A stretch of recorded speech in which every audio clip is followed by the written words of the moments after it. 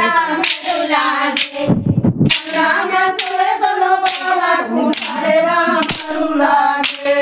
अंगनामा सोए दोनों बालक उठारे राम हरू लागे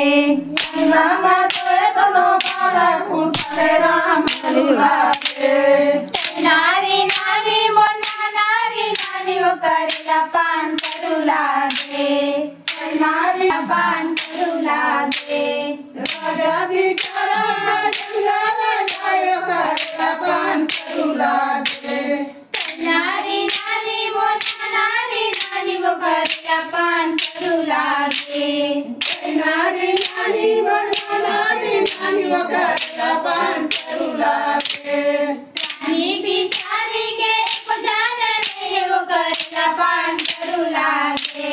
रानी बिचारी के जाना नहीं वो करेला पान करू लागे जैसे के मैया